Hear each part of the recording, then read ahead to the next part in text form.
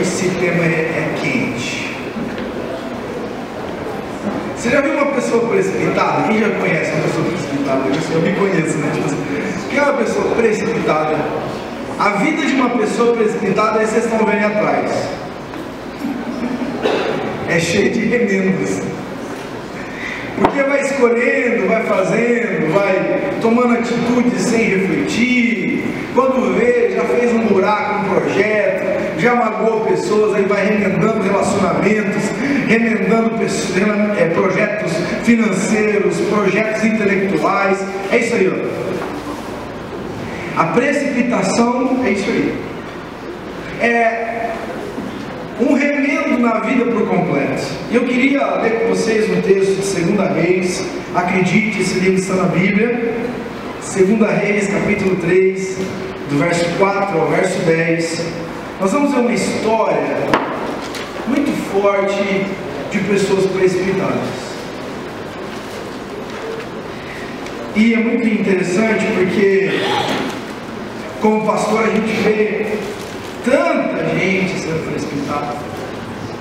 Precipitado para jogar, por exemplo. Quando saiu o vídeo da nossa irmã Bianca Toledo. Meu Deus, os irmãos. Não, porque esse cara é um vagabundo, pedófilo, endemoniado. Aí foram precipitados para jogar. Aí o cara vai lá e me aparece com outro vídeo. Não, porque eu fui injustiçado, aí um monte de gente vai precipitado e defende ele, e a outra que não presta.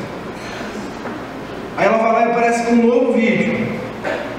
Aí o outro, não, porque agora ele que não presta de novo. Se você entrar eu tive a curiosidade dele, porque um dos vídeos da nossa igreja,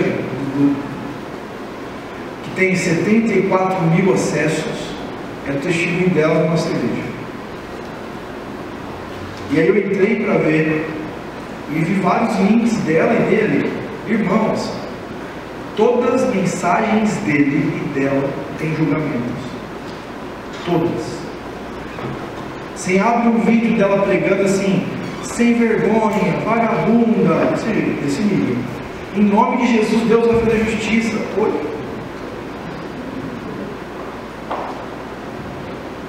Somos rápidos no julgamento. Somos rápidos em precipitar julgamentos, em comunicar precipitações. E quando a gente, mesmo caso agora da questão do mar celestial, irmão, calma. A vida vai ensinando para a gente que paciência, calma, nada um dia como o outro para explicar o dia anterior. Todas as pessoas que respondem precipitadamente a um ocorrido hoje mesmo, geralmente são pessoas que se frustram amanhã.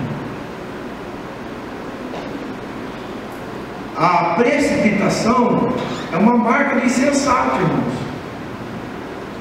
É aquele que chega numa hora de nervoso e agride a esposa com palavras assim: você não presta, você é uma gorda, você que é o marido que não traz comida para casa, você não faz nem isso. Aí depois passa algumas horas assim: ai amor, me perdoa, ou senão, vamos sair para comer alguma coisa, trouxe flores para você. Só que o buraco na alma já foi feito, é ou não é?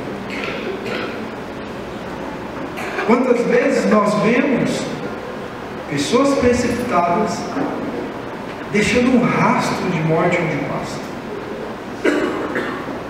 Porque é muito mais fácil se precipitar do que agir refletindo, ou não é?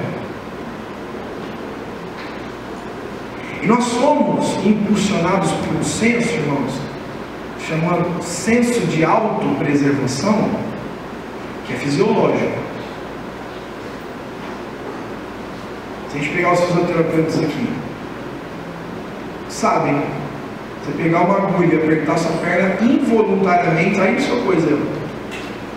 Quando eu era moleque, Na escola, no ensino médio, a gente pegava um isqueiro e ficava queimando o bumbum das pessoas que estavam na frente de calça jeans. Quem já passou fez isso já? Nós estamos sentindo um malandro, que só eu fazia. Eu pegava, tem uma do Fred também, a minha esposa também fazia isso. Você pegava, eu estava de calça jeans na frente da escola e você pegava. Dá ideia pra esse menino não. Olha lá, o Paulo está assim, com o Nicole, não faz isso. Pegava isqueiro, passava assim no bumbum da pessoa da frente e queimava o bumbum dela. E aí, o mais engraçado disso tudo é que quando a gente estava queimando o bumbum dela, na calça jeans, a pessoa não sente uma hora, não sente assim, não vai sentindo esquentar. De repente ela vai lá e queimou o bumbum dela. Ela faz uau no meio da sala de aula, entendeu? Porque quando a pessoa sente que alguma coisa está ferindo ela, ela reage imediatamente.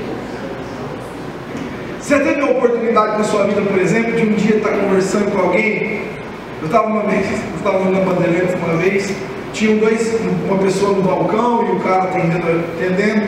Aí o cara falou assim, não, que meu pai, ele está bem idoso.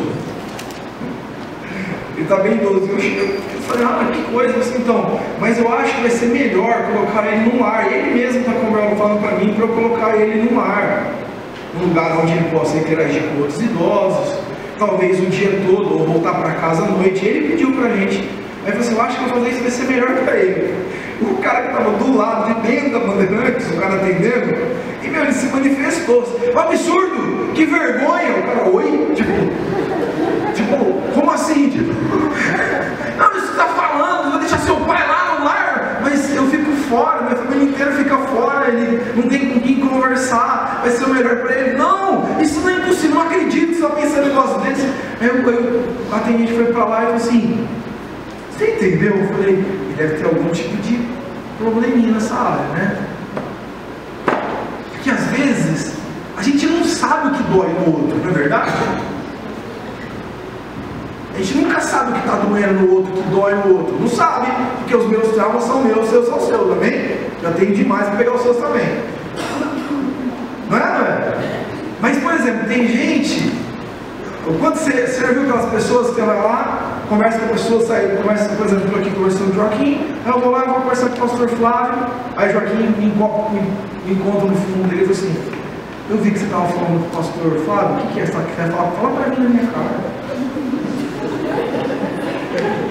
Ou pior do que isso, né? Pior que isso, pode ser pior também. Sai, daqui o Joaquim vai lá, chama a Paula, fala assim, pastor, ele estava falando de mim, eu estava falando do Flávio, ei Flávio, vai que eu vou lá comer uma alface sua casa lá. Vai que eu vou andar de cavalo lá no celular para andar. Mas a mente precipita um julgamento e sai compartilhando a dor que recebeu, ferindo o outro, machucando, respondendo de maneira bruta, rude. Estão compreendendo, Senhor? Hoje nós vamos estudar um texto, esse texto de 2 Reis, que fala exatamente sobre isso. Fala sobre pessoas precipitadas. Vamos ler o texto lá. O rei Mesa, pai de Moabe, do país de Moabe, criava carneiros e todos os anos entregava como imposto ao rei de Israel 100.000 carneiros. Está ficando ruim o som aqui, Will. Criava carneiros e todos os anos entregava como imposto ao rei de Israel 100.000 carneirinhos e a lã de 100.000 carneiros. Está ficando ruim de novo. Porém, quando o rei Acabe morreu, Mesa se revoltou contra Israel. Por isso, o rei Jorão saiu imediatamente de Samaria e reuniu todo o seu exército. Ele mandou ao rei Josafá de Judá o seguinte recado: o rei de Moabe se revoltou contra mim. Você quer ir comigo guerrear contra Moabe? O rei Josafá respondeu: eu irei. Estou às suas ordens, e assim também os meus soldados e os meus cavalos. Que caminho pegaremos para o ataque? Nós iremos pelo caminho do deserto de Edom? Disse Jorão. E assim o rei Jorão, o rei de Edom e o rei de Judá partiram e marcharam 7 dias. Então a água acabou. Não havia água nem para os homens e nem para os animais de carne. Aí o rei Jorão exclamou: estamos perdidos. O Senhor Deus nos entregou, os 3, ao rei de Moab. Para entender a situação, vou só passar rapidinho para vocês entenderem. O rei Acabe, que era o rei de Israel, lembrando que esse período já era o período onde Israel tinha sido dividido. Então Israel, depois que Salomão morreu, quando seu filho Roboão foi assumir o governo de Israel, outro cara chamado Jeroboão veio dividir o reino. As 10 tribos do norte ficaram como Israel, e as 2 tribos do sul, Benjamim e Judá, ficaram como o país Judá. O que acontece aqui é que o rei de Israel, Acabe, ele tinha um reino vassalo, um reino que servia e ele entregava os impostos para ele. Só que acontece, pode pôr, o rei Acabe morre. Pode pôr. Jorão, seu sucessor, torna-se rei. Quando o rei Moabe vê que Jorão assumiu, trocou o reinado, o que ele fala? Eu não vou pagar mais imposto não. O que acontece? Jorão declara guerra a Moabe, sem pensar, brigou, não quer pagar mais impostos, vou declarar guerra. Pegou, abriu seu e-mail, mandou um e-mail formal para o rei de... Não, pode voltar, volta. Ele vai lá e manda um e-mail, acho que é brincadeira, para Josafá, e diz assim para Josafá: rei, você não quer entrar comigo numa guerra? Você não quer entrar comigo numa guerra? Porque eu tenho uma guerra aí, você não pode entrar comigo? Igual hoje, às vezes a gente entra por causa de um irmão, sabe? Aquela pessoa falou mal de mim. Aí você vai lá e entra na guerra com o cara porque o cara falou mal do outro. Aí o cara se acerta, você fica na guerra com o cara porque você pegou uma guerra de carona. E aí a Bíblia diz assim, que eles pegaram e falaram assim: vamos todo mundo lutar contra o rei Moabe. Os caras simplesmente, sem pensar, sem refletir, se vão. E uma situação adversa surge porque não houve planejamento e reflexão. Olha o que o texto diz: o rei Mesa, do país de Moabe, criava carneiros e todos os anos entregava como imposto ao rei de Israel 100.000 carneirinhos e a lã de 100.000 carneiros. Porém, quando o rei Acabe morreu, Mesa se revoltou contra Israel. E quando eles saem para a guerra, a água acaba. De repente eles olham 7 dias pelo deserto de Edom. Eles olham lá e dizem assim: meu Deus, não tem água. Os nossos animais já estão passando sede, os nossos homens estão passando sede. O que faremos? O que será de nós? Minha pergunta essa noite para mim, para você, é que nós já sabemos que eles passaram por uma crise, porque foram imprudentes. A pergunta que Deus faz para a gente é: como você e eu enfrentamos as situações adversas da vida? Equilíbrio ou desequilíbrio? Quando uma situação adversa na vida da gente chega, como reagimos? Saímos dando barraco, tiramos o facão, vamos dando facãozada em todo mundo, vamos murmurando contra Deus, vamos nos afastando do Senhor, vamos transferindo culpas como bodes expiatórios, nós vamos entrando em crise pedindo para que a gente morra, como aconteceu com Elias ou Jonas. Nós vamos prostituindo valores absolutos que tínhamos no Senhor. Como você lida com crise, irmão? Como que você lida com crise conjugal? Como que você lida com a crise financeira? Como você lida com a crise de relacionamentos? Como que você lida com uma crise de enfermidade? Como que você enfrenta? Como o nosso irmão Paulo, por exemplo, sofreu por tantas semanas aí com crise de cólica, né, Paulo? de rim. Vou deixar melhor.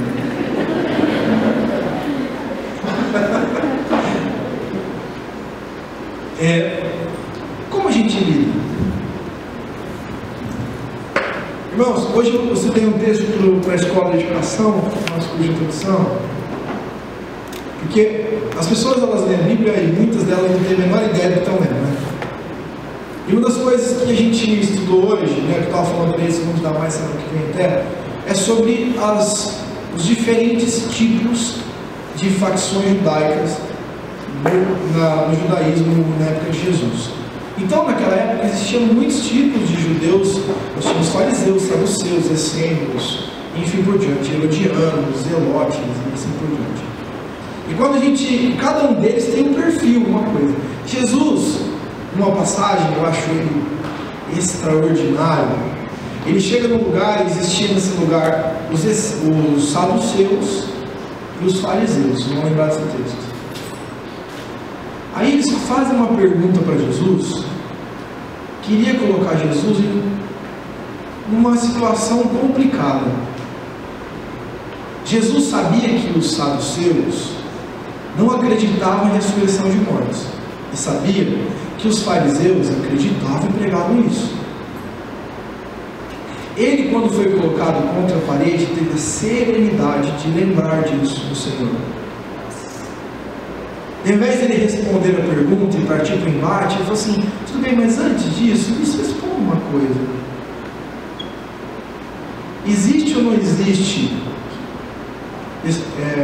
ressurreição dos mortos? E aí os dois grupos que tinham que se unido para poder bater em Jesus começaram a brigar. E ele disse assim: valeu gente, pode brigar, eu estou indo embora. Porque toda pessoa equilibrada e serena sabe sair de momentos difíceis. Deus dá luz. E todas as pessoas que desequilibram com o desequilíbrio de alguma área da vida, tendem a ser envergonhados e agirem de maneira precipitada e que se arrependerão. Eles serão como aquela laranja que nós vimos aqui, toda remendada, porque não ouvimos Deus na hora que deveríamos ter cuidado. O perigo que a gente olha e enxerga é que o perigo está nas nossas ações, porque a maioria de nós tem ações bacanas.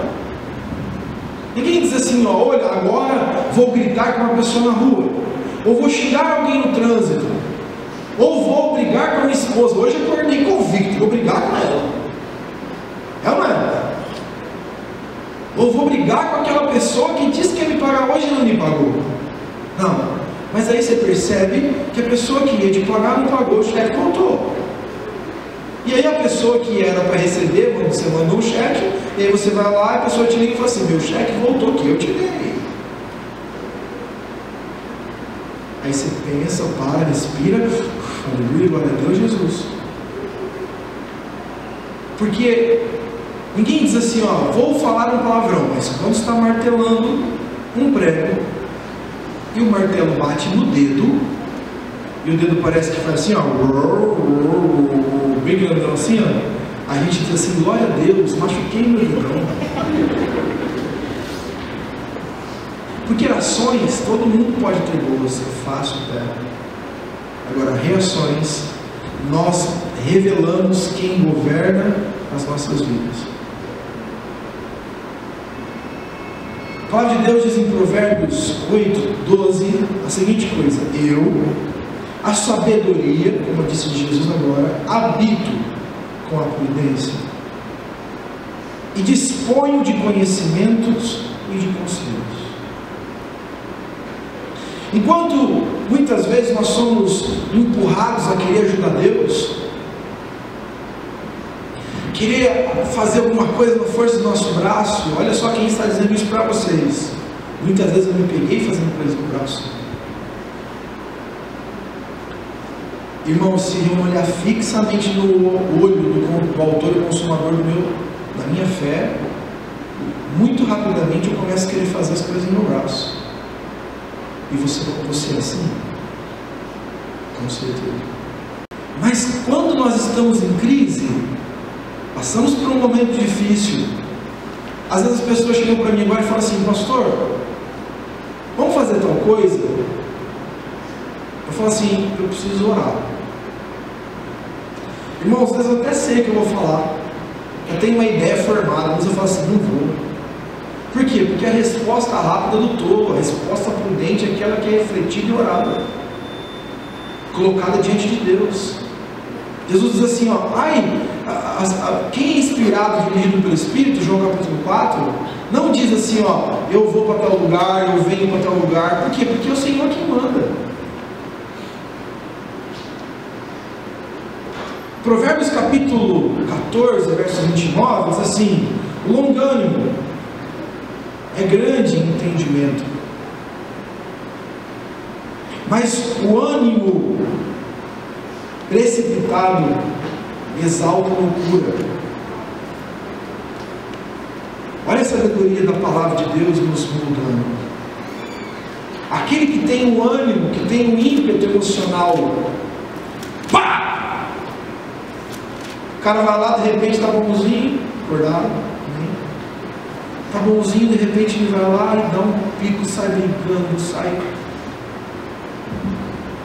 Ou se não, no ímpeto emocional, sai falando, sai quebrando tudo, sai saindo dos grupos do WhatsApp e tudo isso, para ficar, todo mundo ficar, meu Deus, ele saiu. Aí pergunta assim, irmão, por que você saiu? Então, eu saí porque eu não queria chamar atenção. Eu falei, tudo menos isso.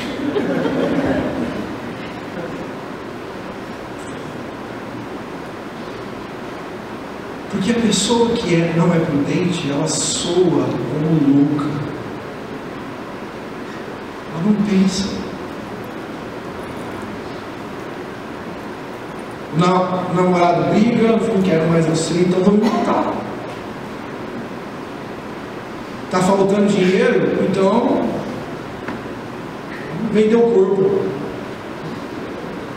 Vamos fazer alguma coisa que a gente possa ajudar Deus.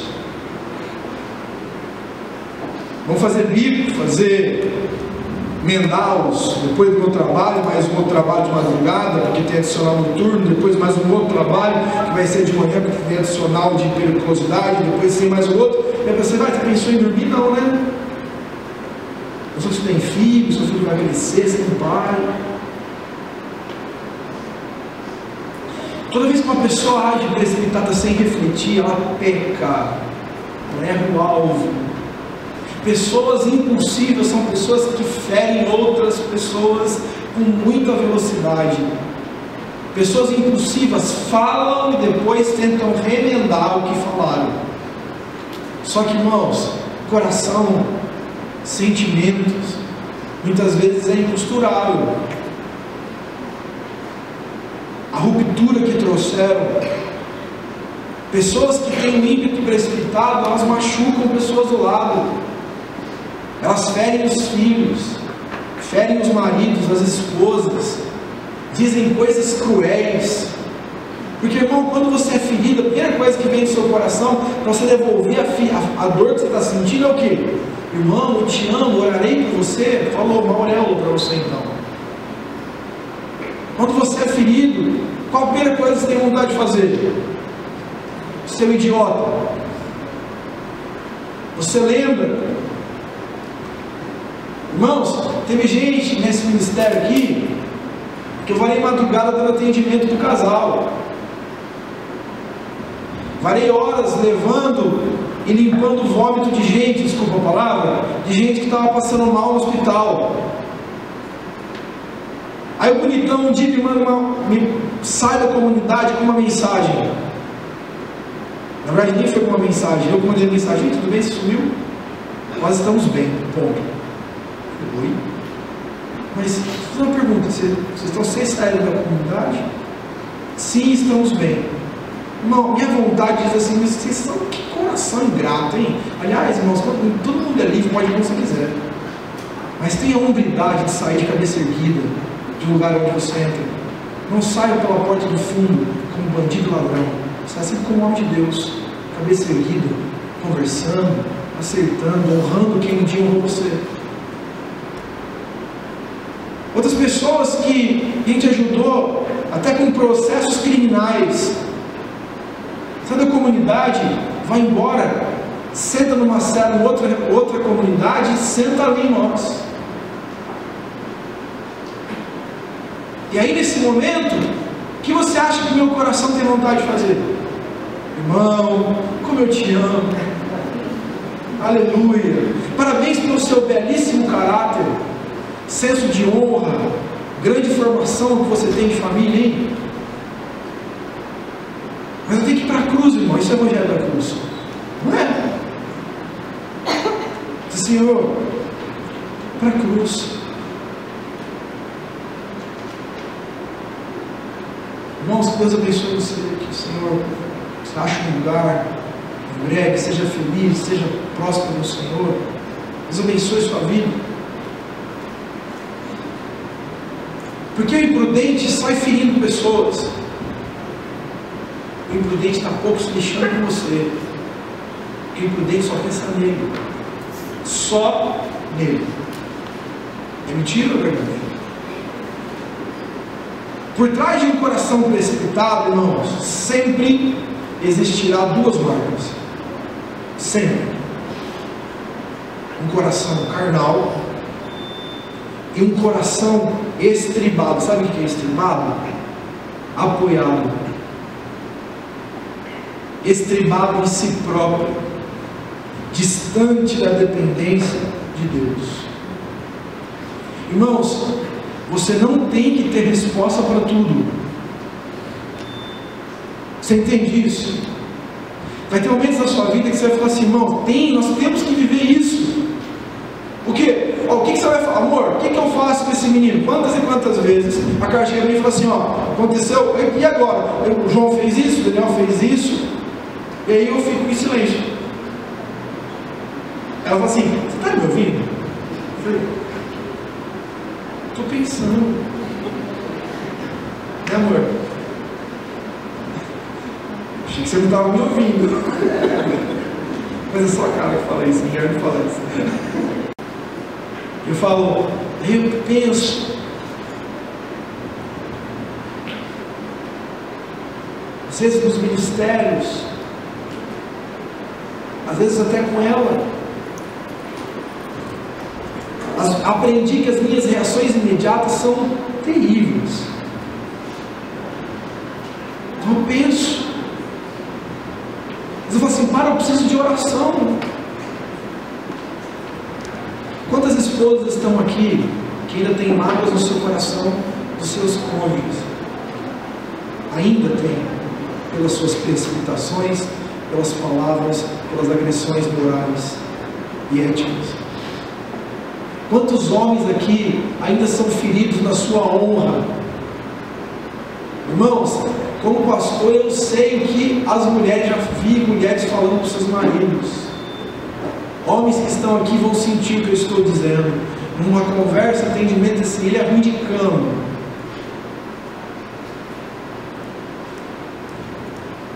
Depois disse, não amor, se eu queria te magoar, me perdoa, você é muito bom.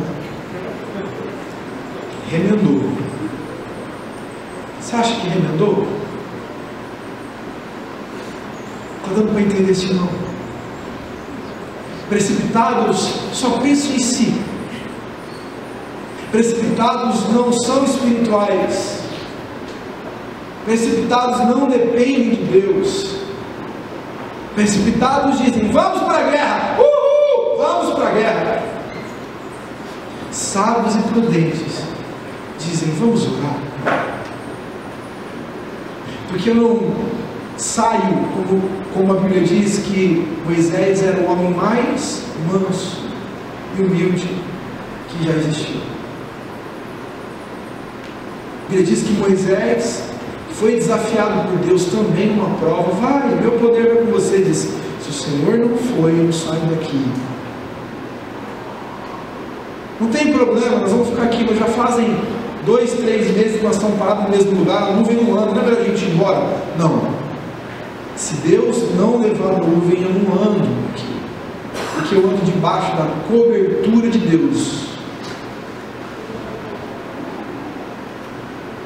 Os insensatos andam debaixo da sua própria cobertura, em cima dos seus próprios achismos.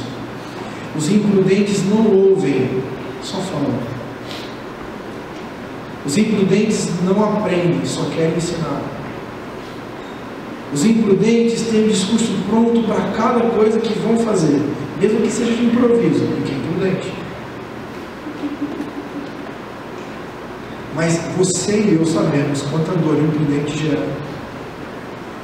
Quanta crueldade pode sair da minha boca e da sua quando nós somos imprudentes.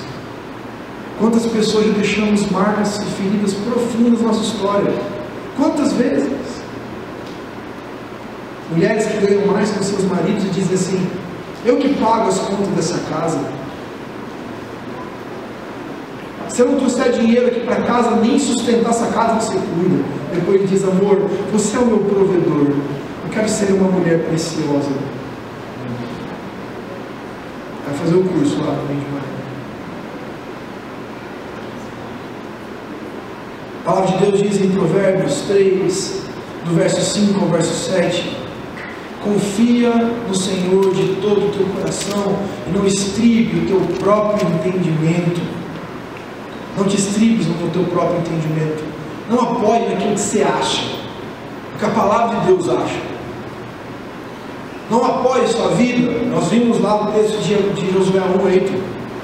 Não faça da sua vida uma tolice em cima dos seus achismos. Baseie-se na palavra. Ele diz assim: reconhece-o em todos os seus caminhos. Todas as áreas da minha vida precisa reconhecer que Deus tem que ser o eixo. E Ele endireitará as tuas veredas, os teus caminhos. Não sejais sábio aos teus próprios olhos. Teme o Senhor e aparta-te do mal. Hoje o Senhor te trouxe aqui, irmão. Nos trouxe aqui para nos ensinar o valor destrutivo que existe em alguém que se precipita e anda a vida sem pensar. Eu tenho certeza que aqui os irmãos mais velhos, quando eu digo mais velhos, que não são meninos ainda, tem dezenas, veja bem o que eu disse, dezenas de fatos na vida que queriam voltar atrás. Eu tenho certeza absoluta que Esaú, se pudesse, voltaria no tempo e não vendia a primogenitura por um prato de lentilha. Tenho certeza absoluta. Eu tenho certeza absoluta que se Pedro pudesse voltar atrás, ele não tinha cortado a orelha do soldado romano.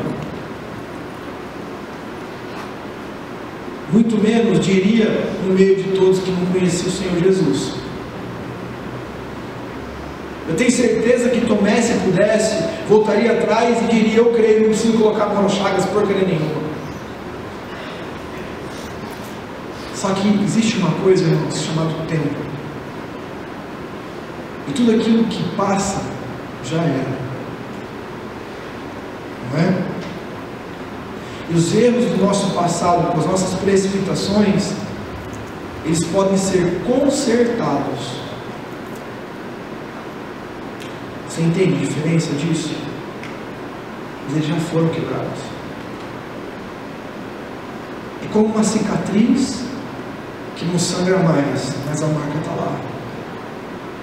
Quantas coisas na sua vida, se você pudesse voltar atrás, você faria diferente? E a pergunta que Jesus nos traz: quantas coisas na sua vida amanhã você se arrependerá de ter feito hoje por ser precipitado? Vamos ficar em pé, irmãos, em nome de Jesus. Vamos orar ao Senhor. Provérbios 19:2 diz assim: Provérbios 19:2 diz assim: não é bom proceder sem refletir, e peca quem é precipitado. Quem se precipita, peca. Quem julga a sua própria causa, estriba o seu próprio conhecimento, estriba a sua vida em cima da sua própria visão, peca. Quem é mais rápido, a Bíblia fala: sejais prontos ao ouvir, tardios ao falar. Que quem fala muito tropeça nas suas próprias palavras. A Bíblia diz que nós devemos ouvir mais e falar menos. A Bíblia diz que nós existiriam momentos em nossas vidas que nós teríamos raiva. E ele diz assim: raiva-vos, mas não pequeis. Lide com a sua raiva de maneira bíblica e espiritual. Não diz assim: você não terá mais raiva, mas lide da maneira certa. Vai ter momentos que você vai ter momentos de vontade de atacar, de ferir, de machucar, de devolver a dor que você está sentindo, como um bom precipitado para destruir mais um pedaço da sua vida, e para amanhã você de novo tentar costurar aquilo que você deixou para trás. E aí chega um momento das nossas vidas que nós estamos tão costurando coisas para trás, que a gente começa de novo a rasgar o que está acontecendo hoje, e a vida vive, e a vida da gente se transforma numa grande costura, numa coxa de retalhos, cheio de remendos, porque a imprudência, a insensatez destrói nosso futuro. Eu não sei o que você pensa para o seu futuro, irmão, irmã, mas o Senhor hoje quer nos ensinar que nós devemos ter prudência, porque Jesus era prudente, Jesus pensava para falar, Jesus orava nas noites e madrugadas para decidir algo. Ele não decidia porque tinha fome ou sede, ele não decidia porque sua carne desejava, ele decidia porque o Senhor orientava. Irmãos, existe um princípio que nós oramos e rezamos, alguns de nós que fomos católicos, aprendemos a fazer a reza do Pai Nosso, ou nós que somos cristãos evangélicos, protestantes, sei lá como você quer se chamar, conhecemos a oração de Mateus capítulo 6, recebemos e sabemos que nós, seja feita a tua vontade, assim na terra como no céu, mas muito poucas pessoas conseguem chegar diante de Deus e dizer assim: Senhor, seja feita a sua vontade. Mas a palavra de Deus diz em Romanos 12, que nós devemos apresentar os nossos corpos como sacrifício vivo, santo e agradável ao Senhor, para que nós experimentemos qual é a boa, perfeita e agradável vontade de Deus em nós. Feche os seus olhos.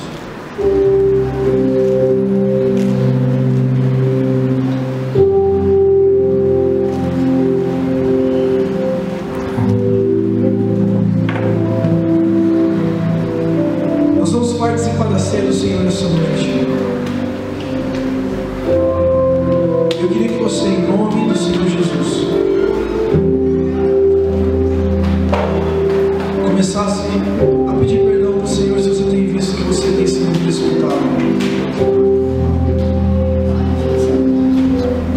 Diga para Ele: Senhor, eu me arrependo, eu tenho feito isso, eu tenho sido um tolo.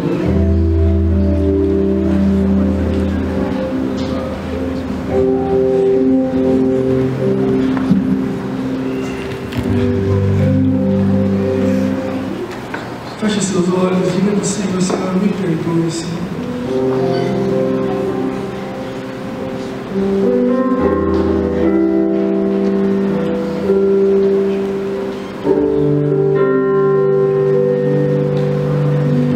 Talvez existem pessoas aqui que você feriu precipitado. Talvez seu marido, sua esposa, talvez o irmão. Talvez você disse coisas que você se arrepende muito de ter dito. Talvez você fez coisas para alguém que você amou muito, deixou lá.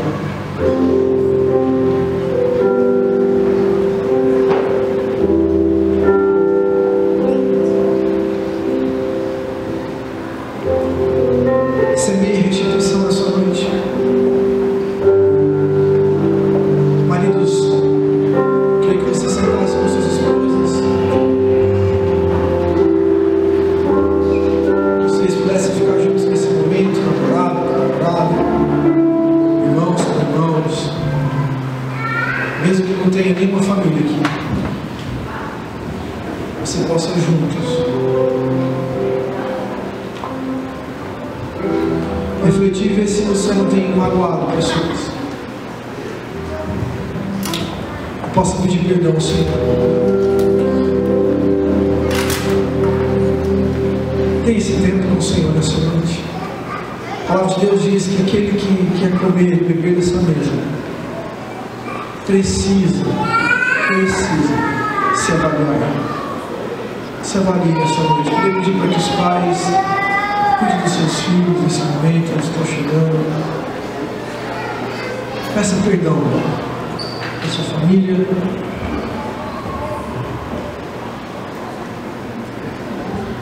Em nome de Jesus, Sente com sua família agora nesse momento. Peça perdão pelas suas precipitações, pelos maus negócios que você fez, porque você não ouviu a prudência, pelo dinheiro que você gastou imprudentemente, deixando sua casa muitas vezes sofrer as consequências, pelas palavras que você magoou o coração do seu cônjuge. Peça perdão para o Senhor nessa noite. Se existe um lugar onde nós devemos nos acertar na nossa casa, em primeiro lugar,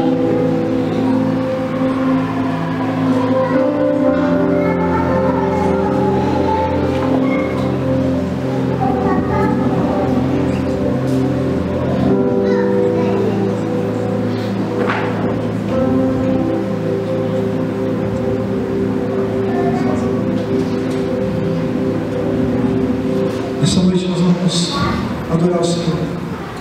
Vamos dizer para Ele, antes da gente participar da mesa, que nós aceitamos o desafio de nos esvaziarmos. Em nome de Jesus.